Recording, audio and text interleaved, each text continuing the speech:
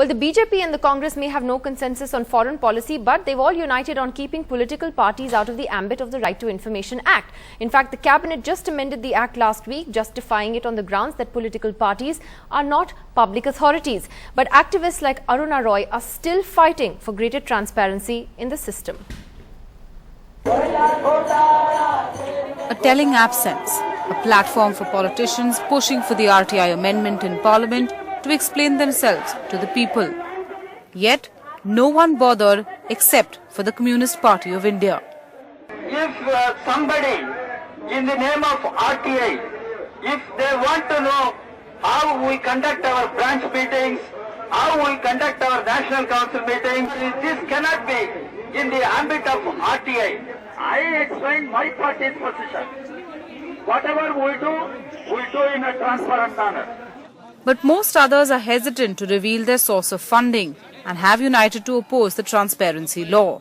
Political parties from the left to the right of the political spectrum wasted no time in coming together to oppose the CIC order. RTI activists say when they couldn't handle the implementation, they decided to change the definition itself. This has got such great polarization, and it really is polarizing between the political class and the rest, which is not a happy situation for politics. It's not a happy situation for democracy. Their reasons may be varied, but with this unusual unity on keeping information on political parties out of the public domain, in an age of increasing demands for transparency, all political parties certainly run the risk of not practicing what they preach. In New Delhi, Keith Yangre for NDTV. Well, activist and former NAC member Aruna Roy joins us on the show tonight, along with Shailesh Gandhi, the former Central Information Commissioner. And of course, we have Jayanti Natarajan and Sudhanshu Trivedi still with us. Mr. Roy, let me ask you first. You had this open forum. You invited political parties to come in, and only the CPI turned up. Do you feel, in a sense, that this is a losing battle to try and get political parties to see your view on the RTI? Actually, let me begin by saying that we believe that a strong political establishment is necessary for this country, but strong also ethically. It should be accountable and it should be transparent. So the reason why we are asking these questions, there are two questions I'd like to ask quickly. The first question is it legitimate position for the political parties not to implement the orders of the statutory body like the CIC, pending all the issues they raise in any forum? Number one. And the second question is, if they were not happy with the CIC order and they question its legal soundness, why did they not go to the courts rather than set up a process of amending the act? And I would like to know the answers to this, and I have another set of questions thereafter. But it's really a set of questions, and the problem is that we need an informed public debate, and we need to know. After all, I am symbiotically linked to my representative because I vote him or her into power. At that point, I feel that a lack of a proper consultation, because they promised in 2009, when the issue of amendments rose that in Parliament, that if they ever chose to amend the Act, there would be public consultation and people would be asked for their points of view. Why has this not happened? Okay, Jayanti Natarajan, those are Aruna Roy's questions to you. Why didn't it happen? Why didn't that consultation happen? Why was there a rush to amend the Act? No, nobody is in a rush to amend the Act.